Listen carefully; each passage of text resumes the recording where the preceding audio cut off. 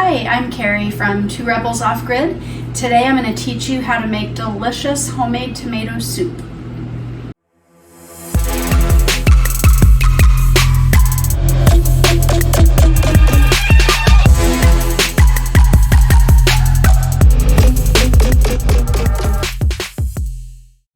Hey everybody, welcome back. For dinner tonight, we're going to be having grilled cheese sandwiches, and what goes better with grilled cheese sandwiches than tomato soup, right? So you can buy tomato soup at the store, like Campbell's tomato soup in a can. It's a couple dollars, maybe $1.50 or something like that right now. I actually started making homemade tomato soup a long time ago because it tastes so much better, and once you have homemade tomato soup, I promise you, you'll never go back to canned tomato soup. And this recipe is really easy. It comes together really quick, and there's just a few pantry items that you need to put it together. So let's get started. So we're gonna start with around 6 to 7 tablespoons of butter. And I just wanna mention that don't worry about writing the ingredients down. I'm actually going to put a screen up at the very end of this video, and you'll be able to screenshot the ingredients and the recipe. So don't stress out about that. Just follow along and you can kind of see the techniques that I use. So we're starting with some butter. I'm gonna turn my burner on, and it's gonna be about 6 to 7 tablespoons of butter. And I always use unsalted butter when I'm cooking because you don't want to have the added salt of the butter because it can actually throw the recipe off. So I try to always use organic grass-fed butter. Here it is in the pan, and we're just gonna let that melt down and get going that way. And the first things that you're gonna add to that once that butter is melted down is right about a cup of diced onions. And I really like to use yellow onions, not the Walla Walla sweet yellow onions, but just the regular yellow onions. They just go really well in most recipes, and they're easy to find. I always have some. So we're gonna put a cup of onions in there, and we're gonna just start by letting that cook down.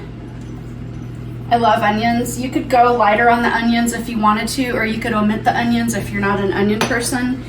We love onions at my house, so I tend to go a little bit heavier. Might even be more like 1.5 cups of onions if I measured it. So I'm gonna let that cook down for a minute, and I will be back in about 5 minutes. All right, so here we are back with the onions. They've cooked down for about 5 minutes, and you just wanna cook them until they're kind of translucent and a little bit soft. So we're good to go on the onions. Next, I'm gonna go ahead and add in some tomato juice. This is actually one of the things that makes the soup taste really good. And you can use whatever kind of tomato juice you like. I happen to like V8, and this is just the original V8. You can go with the low sodium V8 if you're watching your sodium, or whatever brand of tomato juice you like. You're gonna wanna add the entire thing, and this is 46 ounces, which is actually gonna be the smaller size of the giant container, and you just pour it right in with the tomatoes. That's gonna be about 5 3/4 cup if you're going by cups. So dump that whole thing in there. And I will either recycle this or I will use it for something else, because these are great, these jugs with the lids that screw on. And the next thing you're gonna wanna add in is some canned tomatoes. Now, I am really particular about my canned tomatoes because I don't buy them very often. So when I do, I wanna buy good canned tomatoes. I really like this brand, Muir Glen. They are organic. They're not always easy to find, but I really like the Muir Glen. You can use whatever brand you want though, and you could even use fresh tomatoes if you wanted. And if you do that, if they're in season, that's a great thing to do. You'll just want to add a little bit of extra water, because when I dump these in, we're gonna add the tomatoes and the water that's in the can. So I just use the diced, that's what we're using today. Typically I wanna use the petite diced. I just like the size of them better for this soup, but today I couldn't find petite diced, and you know, we're having that crisis with our supply chain, so I kind of had to take what I could find. So you're gonna dump in 2 14.5 ounce cans of tomatoes, or 1 28 ounce can is also fine. Or if you want to do fresh, I'd do about 2.5 cups of chopped fresh tomatoes with maybe an extra, I would say half to 3/4 a cup of water. It doesn't have to be perfect, but we're gonna go ahead and dump this in. Try not to get it all over the place. So those go in there like that. Okay, and then we're gonna stir that up, and the next step might seem kind of odd, but I wanna explain it to you. So tomatoes are very acidic, and especially canned tomatoes, they have, for some reason, they just have the more acidic tasting. So what you wanna do is to kind of counteract that acidity is actually we're gonna add sugar to the soup. I know it's odd, and when I first saw that in the recipe, I was like, I don't get it, but I get it now, and it totally helps the acidity go away. So we're going to add to this right around I'm gonna say 4 to 6 tablespoons of sugar, and I use organic cane sugar, and depending on what kind of sugar you're using, organic cane sugar is not gonna be as like strong as white granulated sugar, so you might not have to use as much white granulated sugar, but I usually end up with the Muir Glen tomatoes, I end up adding right around 5 tablespoons of sugar. You probably should just add maybe 4 tablespoons in, taste it and see what you think, and add more if you need it. So I already know this recipe though, and I already know it takes 5, so we're gonna pour that in there. And then I'm just gonna let this cook for, maybe about 10 minutes, and just kind of let all the flavors come together and let the sugar dissolve. I'll taste it and make sure that that acidic flavor is gone. So I'm gonna cook this down for just a few, and I will be back with you in just a sec. All right, so the tomatoes and onions and tomato juice have been cooking down for just a little bit, maybe cooked it for about 10 minutes. So now we're gonna add our seasonings in, and they're very simple for this soup. You're gonna do 2 tablespoons of chicken stock, and I like this brand. It's called Better Than Bouillon, and it's kind of a condensed chicken stock, and it's really easy to use. So we're gonna do 2 tablespoons of that, about. It doesn't have to be perfect again. So I'll put a little bit more on that one because I'm gonna stick to there. So we've got that goes in. And we're also gonna add in fresh cracked pepper.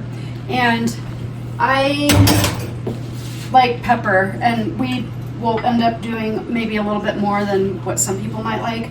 This is about 2 teaspoons of fresh cracked pepper. You can do more or less to taste, so whatever you and your family like. So that goes in there, and then we're gonna actually go ahead and bring this to a boil. Almost, like you don't want to like a full boil, you want it to be just at the beginning when it's just starting to boil, when the bubbles are just starting to come up. And then when that happens, you can go ahead and turn your burner off, and then we will be right back, and I will show you what you do after that. So this has been cooked to the point where it's almost boiling, so just when those bubbles are just starting to come up, and I've turned the burner off. The next step is actually optional. So we all really like the taste of this, but some of you might not like it. You kind of have to just try it and see if you like it. I think it brings a lot of flavor to the soup. So what we're gonna add next, and again, this is optional, this is cooking sherry, and I'm gonna go ahead and add in about 3/4 of a cup. And the heat from that will actually kind of kill that kind of real alcohol-y taste, but it'll give the flavor, or give the soup a whole lot of flavor. So I'm gonna go ahead and dump that in now. Okay. And it's still hot enough, so we're just gonna let that go for a sec and stir it up. All right, and then the next step is gonna be to add our cream in. And you do that at the end because that's when your burner's turned off, and you don't wanna have it scald, and that you can get that with the cream from the fat. So always make sure and add your cream in last. Now, if you're interested in canning a soup like this, this can totally be canned. But what you'll want to do is you'll want to set the cream aside, and you will not want to add that in for your canning process, because you can't do that in a canning situation. So just set the cream aside, and then when you go to use the soup, you can dump it in your pan, heat it up, and then you'll know you'll need to add your cream in to give it that richness. So We're gonna go ahead and add it in though now because we're gonna plan on eating this pretty quick. So I'm gonna go ahead and pour in 1.5 cups of heavy cream. And of course, if you can get good organic heavy cream from a local dairy, that's even better. So that's in there. I'm just gonna stir that.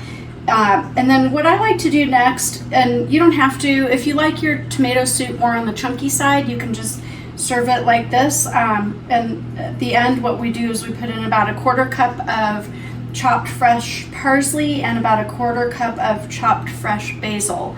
Now, if you want to have your soup be a little bit less chunky, which is how we like it, I'm going to go ahead and spoon this into my blender, which actually is right here. Right? I love this Ninja blender. It makes it really smooth. So I'm going to go ahead and probably put in about 3/4 of this pot into the blender and then blend it up really good and then add it back to the pot. All right, so I'm going to go ahead and do that now and I'll be back in just a sec.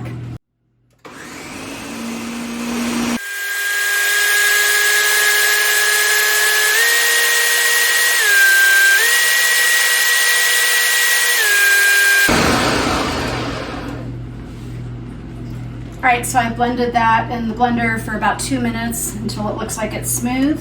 So I'm gonna go ahead and add that back to the pot. Now, if you wanted to have like more of a bisque type soup, you could actually blend all of the soup instead of just 3/4 like what I did.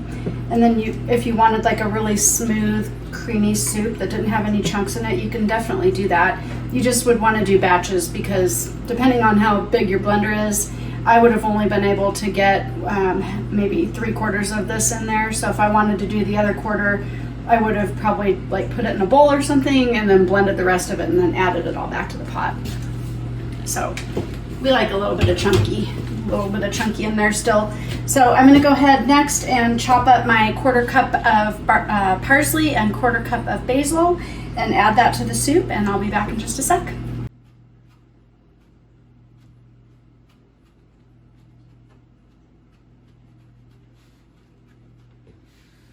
So we've got 1/4 cup-ish of parsley and 1/4 cup-ish of fresh basil. I'm going to go ahead and put that in the soup. I did turn the burner back on and just on real low, so it's going to just kind of gently warm it back up. And stir that in. And it's ready to go. So you want to serve it warm, obviously. It keeps in your fridge very nicely for at least 2 days, if not 3. And I absolutely love it. And I think once you try this soup and see how easy it is to make at home, you are gonna love it and your family is gonna love it. So go ahead and give it a try. And I did promise you that at the end you could screenshot or pause your video there and write the ingredients and steps down. And I'm gonna go ahead and do that now. So get ready and we'll see you next time.